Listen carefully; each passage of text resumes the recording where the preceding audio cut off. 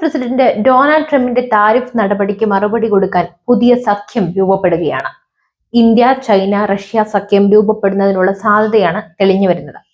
Shanghai സഹകരണ സംഘടന ഉച്ചകോടിയിൽ പ്രധാനമന്ത്രി നരേന്ദ്രമോദിയെയും റഷ്യൻ പ്രസിഡന്റ് വ്ളാഡിമിർ പുടിനെയും ചൈനീസ് പ്രസിഡന്റ് ഷീ ജിൻപിങ് നേരിട്ട് സ്വാഗതം ചെയ്യുമെന്ന് റോയിട്ടേഴ്സ് റിപ്പോർട്ട് ചെയ്യുന്നു. അടുത്തയാഴ്ച ചൈനയിൽ നടക്കുന്ന പ്രാദേശിക സുരക്ഷാ ഫോറത്തിൽ ഷീ ജിൻപിങ് 20-ലധികം ലോക നേതാക്കളെ കൂട്ടിച്ചേർക്കുമെന്നാണ് വിവരം. ഉപരോധങ്ങൾ ബാധിച്ച റഷ്യയെ സംബന്ധിച്ചിടത്തോളം മറ്റൊരു നയതന്ത്ര നേട്ടമാണ് ഇതുവഴി സാധിക്കുക.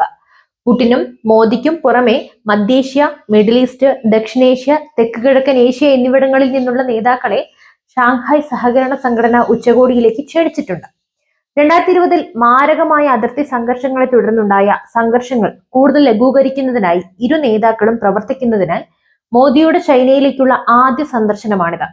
ഉക്രൈനിലെ യുദ്ധത്തിനിടയിൽ പാശ്ചാത്യ നേതാക്കൾ പുടിനോട് പുറംതിരിഞ്ഞു നിന്നപ്പോൾ കഴിഞ്ഞ വർഷം റഷ്യയിലെ കസാനിൽ നടന്ന ബ്രിക്സ് ഉച്ചകോടിയിൽ മോദി ഷീയും പുടിനുമായി ഒരേ വേദി പങ്കിട്ടിരുന്നു.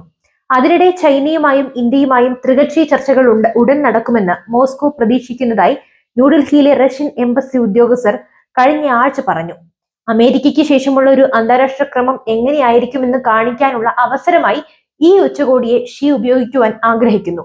ഗവേഷണ ഏജൻസിയായ ദ ചൈന ഗ്ലോബൽ സൗത്ത് പ്രൊജക്ടിന്റെ editor in chief Eric Olander പറയുന്നു, ചൈന, ഇറാൻ, റഷ്യ, ഇപ്പോൾ ഇന്ത്യ എന്നിവയെ നേരിടാൻ ജനുവരി മുതൽ വൈറ്റ് ഹൗസ് നടത്തിയ എല്ലാ ശ്രമങ്ങളും ഉദ്ദേശിച്ച ഫലം ഒന്നും നൽകിയിട്ടില്ല. ഇതും അദ്ദേഹം പറയുന്നുണ്ട്. ഡൊണാൾഡ് ട്രംപിനെ ബ്രിക്സ് എത്രമാത്രം അസ്വസ്ഥനാക്കിയെന്ന് നോക്കൂ എന്നും അദ്ദേഹം ചോദിക്കുന്നു. 2001 SCO സ്ഥാപിതമായതിനു ശേഷം ഈ വർഷത്തെ ഏറ്റവും വലിയ ഉച്ചകോടിയായിരിക്കുമെന്ന് ചൈനീസ് വിദേശകാര്യ മന്ത്രാലയ ഉദ്യോഗസ്ഥൻ പറയുന്നു.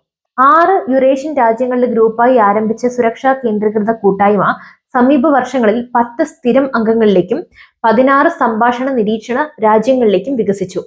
സുരക്ഷാ, ഭീകരവാദ വിരുദ്ധ പ്രവർത്തനങ്ങൾ എന്നിവയിൽ നിന്നും സാമ്പത്തിക, സൈനിക സഹകരണത്തിലേക്കും അതിന്റെ പരിധി വികസിച്ചു.